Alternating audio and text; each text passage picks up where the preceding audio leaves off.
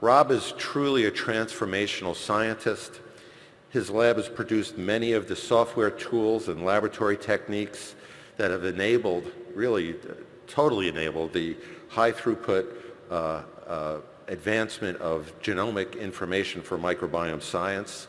His lab wrote the code for QUIME and UNIFAC, and the publications describing that have been cited over 15,000 times. He's the co-founder of the Earth Microbiome Project, the American Gut Project, as well as a company called Biota, which uses DNA from microbes in the subsurface of the Earth to guide oil field decisions. As you'll see, his work has linked microbes to a range of health conditions, including obesity and inflammatory bowel disease. He's enhanced our understanding of microbes in environments that range from the oceans to the tundra, and has made high-throughput sequencing techniques accessible to thousands of researchers in the world. I'm grateful to his work. I'm grateful for his interest, his increasing interest in dermatology, and I'm very grateful for Rob to join us today. Please welcome Dr. Rob Knight.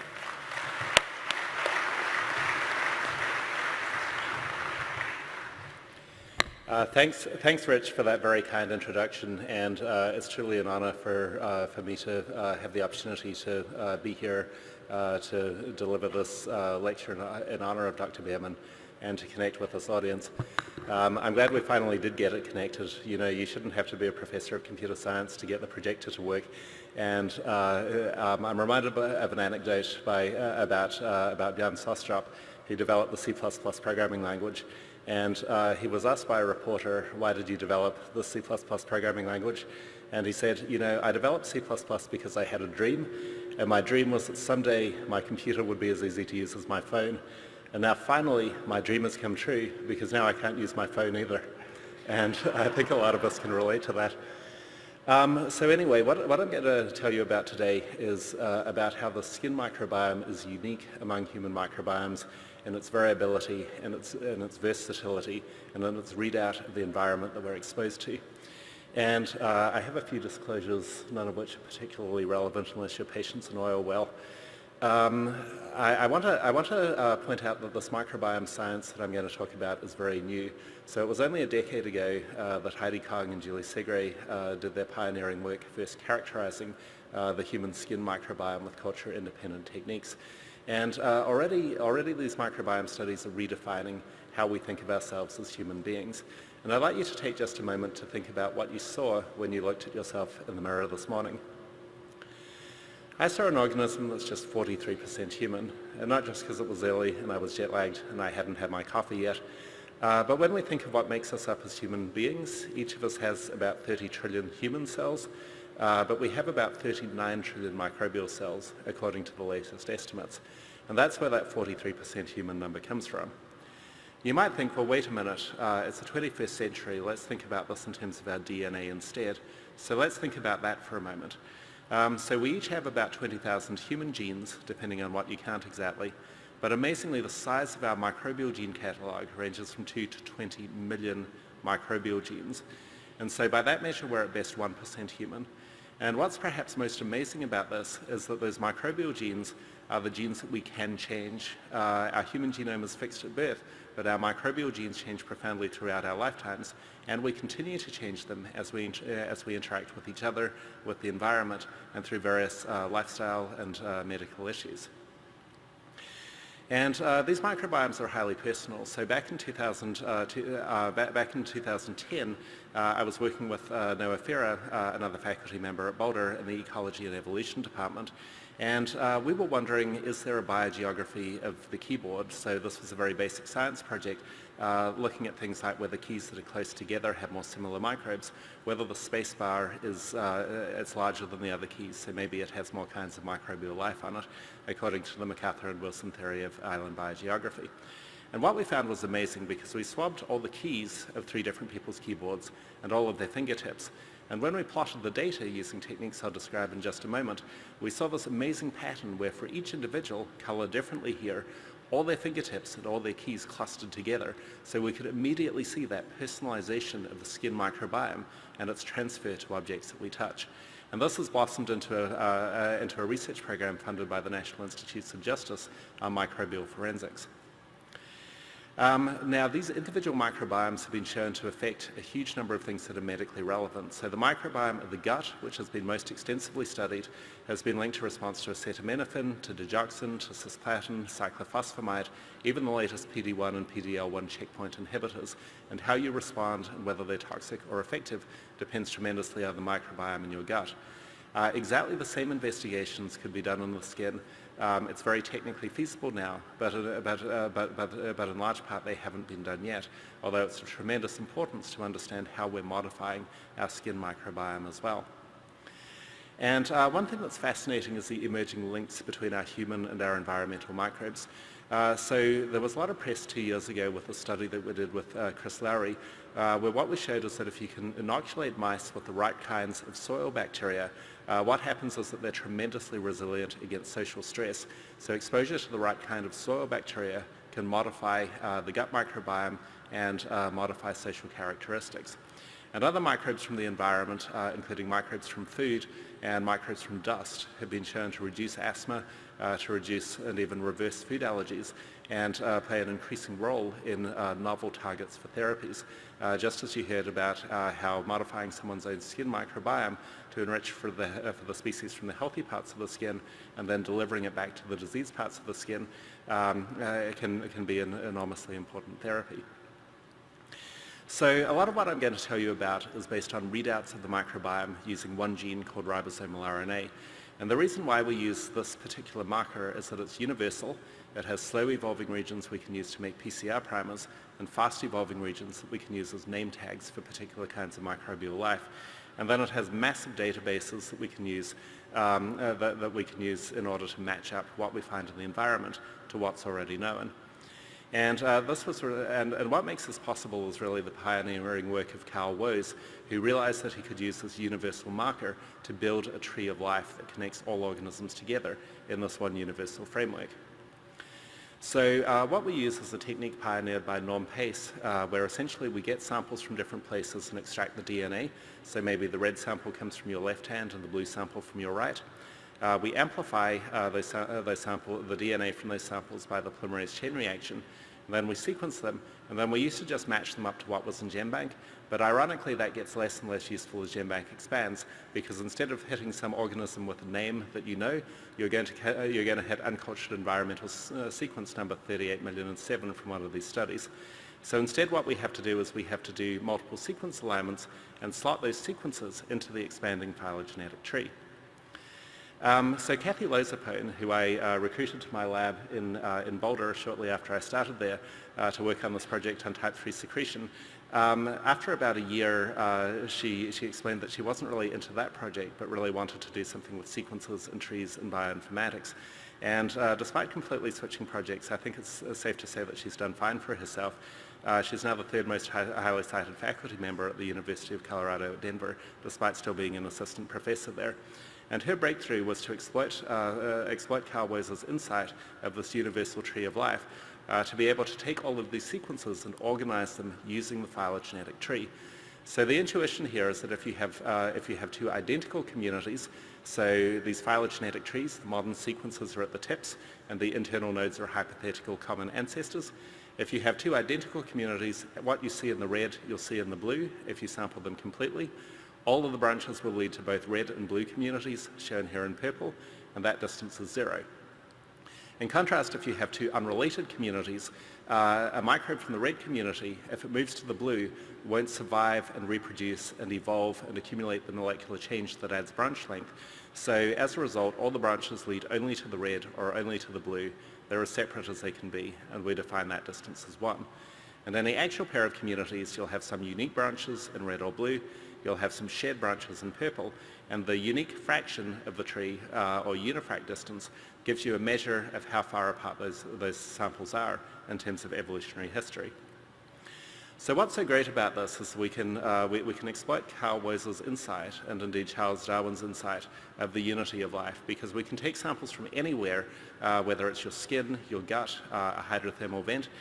We can read out the DNA from the microbes, put them on that same tree, and then compare each pair of colors to each other, storing all that information in a distance matrix, and then using techniques like principal coordinates analysis to make a map of how all those samples relate to one another.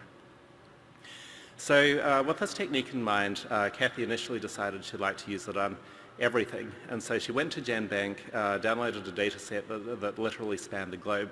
So samples from 200 different environments, 20,000 sequences, which was a massive number at the time, and spanning environments from the poles to the equator, extremes of temperature, pH, just about any other physical or biotic characteristic you could imagine.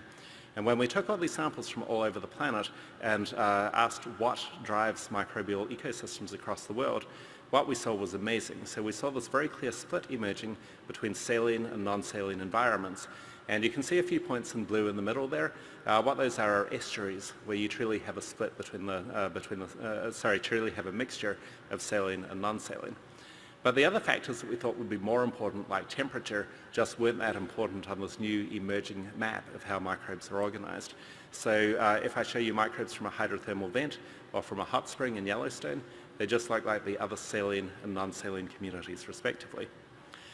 But by working with Jeff Gordon's lab at WashU, we were able to include some more microbial communities that were much more extreme from an environmental perspective. And when we add these to the map, you can see those pink hexagons, which are totally different from any of those free-living environments that are now squashed up into one side of the plot. And you might wonder, how far do you have to go to find these extreme environments? Do you have to go to the top of a mountain or the bottom of the ocean or what? And the amazing fact is that they're right there within us. So what we're seeing is primarily the mammalian gut, which has a profoundly different microbiome from anything else we've seen. But you might also be interested in those blue dots in the middle. And what those blue dots in the middle are skin communities that connect the environmental and the host-associated communities that we now know are so distinct from one another. Shortly after this, we applied these techniques with next-generation sequencing to an overall study of the human body, led by Elizabeth Costello, who's now a postdoc in Dave Relman's lab. And what we saw was amazing, because this was the first time the same techniques had been applied to many parts of the body of the same subjects. And so what you can see is a very tight cluster for the mouth, shown there in green, and for the gut, shown here in blue. But you can see that the skin is tremendously more spread out, and it's a lot more variable. And that difference between different sites in the body is a lot more important than whether the subject's male or female, which subject it is, which day it is, and so forth. Although one thing that was amazing is that one of our subjects was on oral antibiotics for sinus infection, and all of his body habitats, shown in that inset in blue, were totally different from the rest of the body, including the skin, after those antibiotics. And so we're just not even thinking about the systemic effects of antibiotics on off-target sites, including the skin. And so this allowed us to put together our first map of the human body, integrating the mouth and the gut and all of these different parts of the body, including things like the hair that basically looks like the rest of the skin. And we were able to see for the first time that the body habitat was by far more important than the differences between different people. And then the differences between different people within a habitat were large compared to variation over time, although samples collected a day apart were less different than samples collected 3 months apart. And the mouth was by far the most stable community we looked at. The skin, and the skin was by far the most variable, with the gut being in between. So here's another view of the same data in principal coordinate space. And what you're seeing now is a trace of two subjects animated over time over a span of 6 months. And you can see that the two subjects' skin is by far more variable when we track them day to day and turn these photographs of the microbiome into a movie, whereas the mouth is a lot more stable and the gut is intermediate. And what's particularly interesting about this is when you learn that these are two subjects who are cohabiting and have all kinds of opportunities to exchange microbes with one another, yet in general they retain their separate microbial identities over that 6-month span. And here I'm just rotating the data frame so that you can see that separation, reinforcing that even when we exchange microbes with people that we share a household with, we still retain our separate microbial identities. And when we take data from all over the body and all over the environment, we can put it together into networks like this that show those associations. And what's especially interesting here is that what we're seeing in the middle now in yellow, connecting the free-living stuff in red to the gut-associated stuff in blue and green, what we can see is that microbiology, and in particular the skin microbiome, is what connects the human body to the planet in terms of its microbiology, from its central location in this network connecting all these forms of microbial life. So in the Earth Microbiome project, which I started with Jack Gilbert and Janet Jansen back in 2010, and the main paper of which came out in Nature last year, we crowdsourced from the scientific community 27,000 samples from all over the planet to extend these techniques to all kinds of different environmental samples analysed with a consistent protocol. And to give you an idea of how rapidly this expanded the scale of data, in that 2007 study of Kathy's I showed you, we looked at 200 samples, 21,000 sequences. But in this study, we looked at 27,000 samples and 2.2 billion sequences, which gives you an idea of how the field has progressed. And on the scale, we could look at samples from all over the world. When we do the principal coordinates plots, they're a lot denser now with 27,000 samples than with 200, and we're sampling some more kinds of environments, but we still see that central location of the skin microbiome with respect to all other microbiomes. And on the scale, we can start to do things like use artificial neural nets to create predictive models that let us link environmental parameters we can measure from a satellite or a plane to the relative abundance of different taxa. And so when Jack Gilbert applied this to the Western English Channel, from a few dozen surface measurements of the water, he was able to project over thousands of points on the surface and over time what the bacterial blooms would look like as environmental conditions like temperature, salinity, and so forth varied. And he could do the same thing over the entire planet. So using the Earth soil system model, we can take the model predictions under different land use scenarios and climate change scenarios, and then predict from those conditions what the microbes are going to be like. So here I'm showing you alpha proteobacteria, which like it dry, so you see a lot of them in the Sahara, you'll see a lot of them in the Gobi, and a lot in Australia coming up. And then we can predict from that the gene abundance. So here I'm showing you an enzyme that degrades cellulose. And then we can predict from that the relative turnover of nutrients and metabolites, including CO2, and look at whether it's a positive or negative driver of environmental change. We can also start to do the same thing on the human body with high-resolution maps. So in collaboration with Peter Dorrestein at UCSD, we looked at 500 sites over the bodies of two individuals, where Peter ran them through two kinds of mass spec to look at the metabolites, and I ran them through 16S ribosomal RNA profiling to look at the bacteria. And so when we look at the mass spec data, basically the way to interpret these diagrams is where it's dark, there's not much of a metabolite. Where it's bright, there's a lot of it. You can see some of these mass peaks light up the whole body, whereas others are localized to the armpit, the groin, the toenails, and so forth. And we can do the same thing with the microbes. So you can see that Staphylococcus likes it wet, like you'd expect, so it's mostly on the nose and on the feet. Propionibacterium is more on the head and shoulders. Corynebacterium is more broadly distributed over the body. And one thing that's amazing about these high-resolution maps is that we can start to ask from the co-localization of microbes and metabolites, who's doing what. So you see Propionibacterium up there on the head, you see oleic acid both there and on the hands, but then it only oxidizes where there's Propionibacterium and not where there isn't Propionibacterium. And so we can ask, if we incubate the Propionibacterium and its metabolic precursor together, do we get the product, and prove that that microbe does that reaction on that part of the body and under those circumstances. And so we're hoping to develop this into a high throughput technique for understanding which microbes do what in the environment, whether that environment's the skin or the mouth or the gut or an environmental sample somewhere over the planet's surface. And this got a lot of attention. Peter was very happy that it was highlighted on CNN, where his head was bigger than Obama's. And it's also something that's been very appealing to kids, for example. So it's not that often you see chemistry highlighted in things like Science World, but they were fascinated to pick up the story on the detailed skin map. And we can also extend this into 3D space. So this is a 3D scan of Peter's office that we did with a LiDAR unit on an iPad. And so making the scan took about 30 seconds. Swabbing hundreds of sites took a lot longer, and running them through the mass spec and sequencing took months. But we can highlight any molecule and any metabolite in this space. Here I'm showing you one, in any microbe, and here I'm showing you one metabolite. I'll just play that animation for you again. Here I'm showing you one metabolite which you can see lights up 3 of us very brightly and doesn't light up Peter at all. And the metabolite we're looking at is caffeine. We can see immediately from this that 3 of the people in Peter's office drink a lot of coffee, but Peter completely abstains from coffee or tea. And you can also see that someone spilled it on his floor at some point in the past.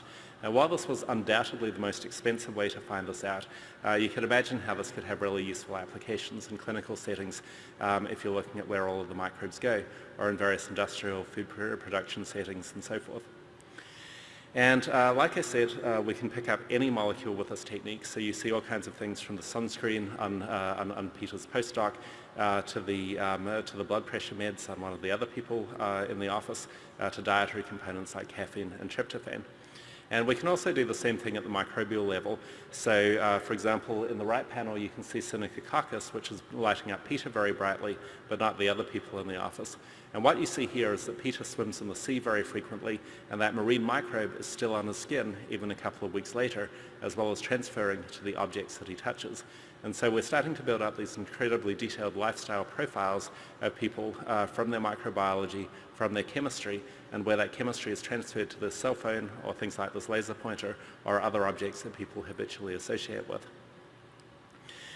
Now in the Human Microbiome Project, we, together with about 400 researchers around the country, we put together the first large-scale map of the human microbiome. And so this was a large-scale NIH project looking at 18 sites on the body, 250 people, 4.5 trillion bases of microbial DNA, with a combination of the 16S profiling that I told you about, and then shotgun metagenomics, where you fragment all the genes and then piece them together. And so the great thing about this is we collected an unprecedented amount of DNA data about the human microbiome. That was also the terrible thing about it. So here's the first file of data from the HMP. It's pretty hard to tell who lives where in the environment from that, right? And the worst thing is that there's 17,000 more files like that, and that's the first 0.1% of that file. So when we reprocess them, I mean, what are you going to do when your patient brings this stuff into your office, right? Because through American Gut and through various companies now, your patients are going to come in and they're going to say, you know, I have this great news for you, which is I had my microbiome done. Now I have this list of 1,000 genes or 1,000 species that they found on my body, and can you tell me what to do with that in the 12 beautiful minutes that we have together? And at the moment it's really a hard problem. And so what we're trying to do is we're trying to make it not that hard anymore. And when we reprocess the data with Unifrac, like I showed you before, we turn all that data into this much more interpretable map, where we see where each point on this map is all the complexity of a microbiome read out from its DNA and distilled just down to one point, where 2 points sit close together if they're close in evolutionary history, they're further apart if they're further apart in evolutionary history. And so when we color by the main thing going on, we immediately see that the different parts of the body, once again, are like different continents on this map. To highlight the separation, I'm showing you the mouth and the gut of the first person in the HMP, and they're really far apart. But again, it wasn't until we cross-referenced this to the Earth Microbiome Project data that we understood how far apart. Because if you think of your mouth as being kind of like a coral reef, covered with complex mineralized structures that maybe your dentist bugs you about from time to time, the amazing thing is that your mouth is as far from your gut in its microbial ecology as the water in this reef is from the dirt in this prairie. And we never expected that, right? It means a few feet along the length of your body makes as much of a difference to your microbes as thousands of miles across the Earth's surface. Now, I know we started a bit late. Do I have 5 minutes to finish this? Or okay, great. And one thing we're just starting to discover is how all these different microbiomes connect to one another. But that's very hard to do, to look at them in an integrated way, given that NIH typically will only fund you to look at one body site at a time. So this may lead you to wonder, where do these highly differentiated microbiomes come from in the first place? And if you have dogs or kids, as I do, you likely have dark suspicions about that, all of which are true, by the way. So just like I can match you to your phone by your microbes, I can also match you to your dog by the microbes that you share. But in all seriousness, how we're born has a massive impact on our first microbes. And what's interesting about this is work with Gloria Dominguez-Bello now at Rutgers. What's amazing about this is if you come out the regular way, microbes from all over the baby look like the vaginal microbes. Whereas in contrast, if you're delivered by C-section, microbes from all over your body instead look like skin. And we're wondering if these differences in the microbiome at birth lead to some of the immunological and health differences on average between C-section and vaginally delivered children. And this brings up this really important question about whether controlling single pathogen species has led to a microbial silent spring situation in the gut, in the sense that over the 20th century, remarkable advances in medical science and public health almost eliminated a whole series of single organism diseases ranging from measles to mumps to TB.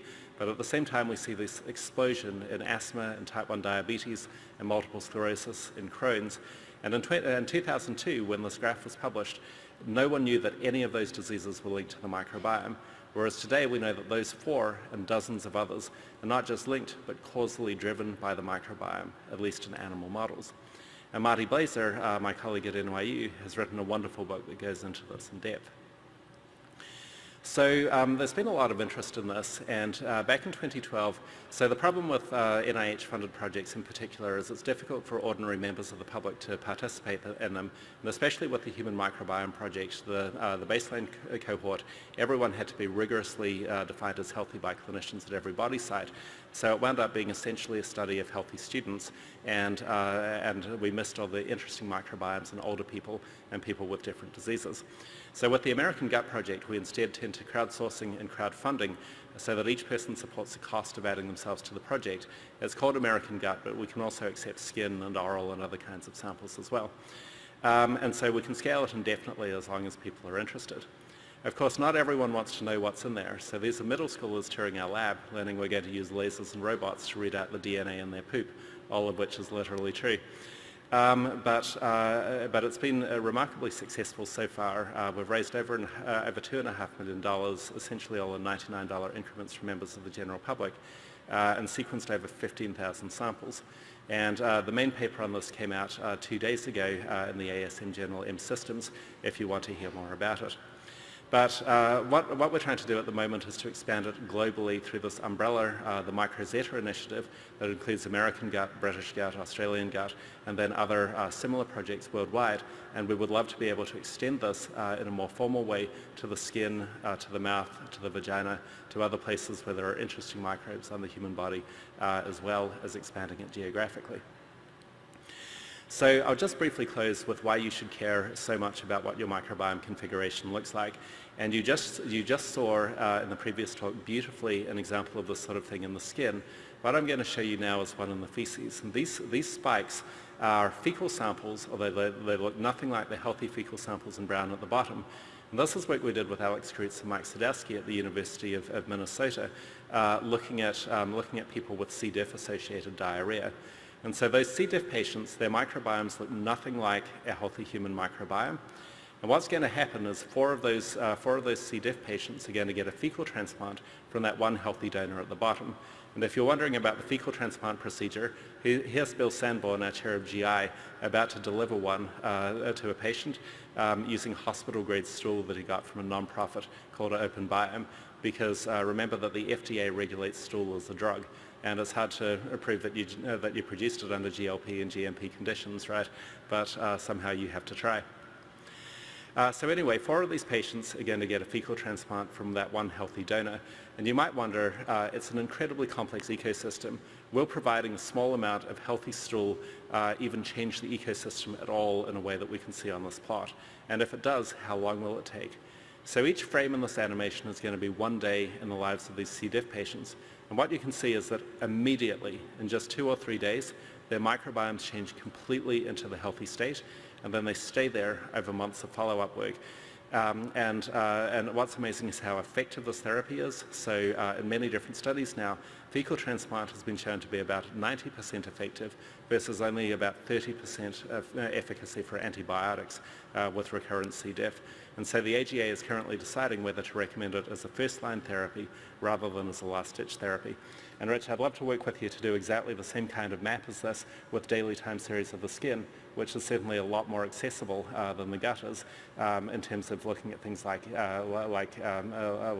therapy for AD using the patient's own bacteria.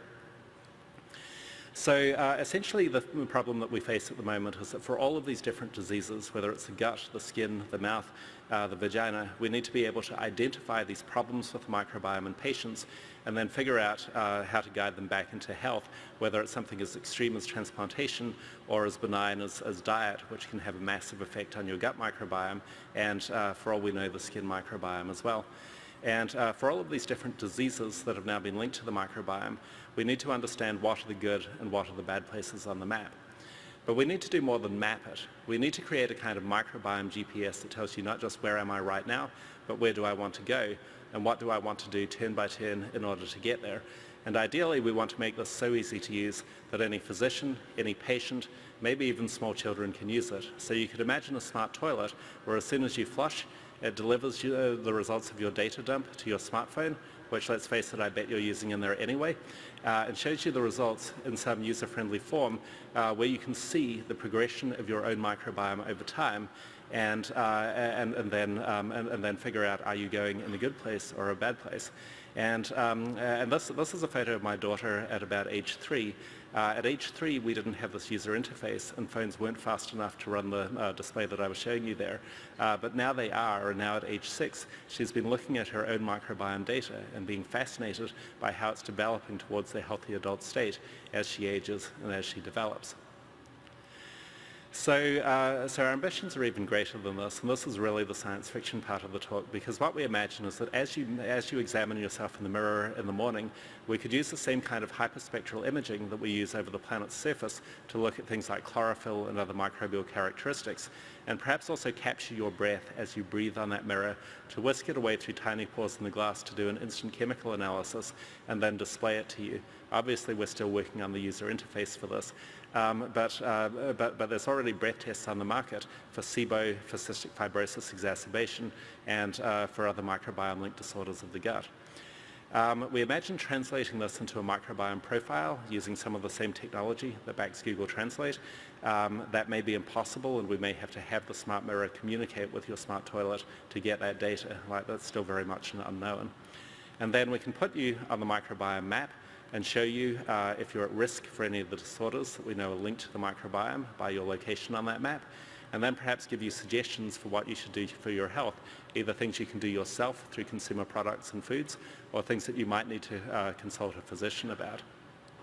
And then, when you're faced with 1,000 different kinds of yogurt in the supermarket, you can use augmented reality to zoom in on the one yogurt that has the microbe or the molecules that you're looking for, scan the barcode with your smartphone and confirm that you got it. And then the activity tracker in your phone and information you record about your diet during the day, we can have that communicate back to the smart mirror so that when you're looking at yourself, it modifies your image in real time to show you what you're going to look like 5, 10, 20 years in the future if you behave every day as you did today, or how you might age better or worse depending on things that you have control over and that you can change. So that sounds crazy, but a lot of it is as an integration task rather than developing fundamentally new technology. And again, it's kind of like your smartphone, where this would have been by far the fastest supercomputer on Earth 30 years ago. But if you talk to people on the Cray2 project about, imagine if there were 1 billion units of this sold worldwide and they were all networked together, you could only imagine what geniuses they would imagine that humanity had needed to evolve into to use all that compute power, and how sad they might be when we find out what we actually use them for, right? But that progress in DNA sequencing has happened in 10 years rather than in 30 years. So we need to think about the next 10 years being what separates the high-seq sequences in our labs from a handheld ubiquitous unit rather than 30 years, which is how long it took in computing. And so that's the kind of thing that we're up to at the Center for Microbiome Innovation that I direct at UC San Diego. We're with an expanding list of corporate partners and also over 120 UCSD faculty members. We're working together to make these kinds of futures possible.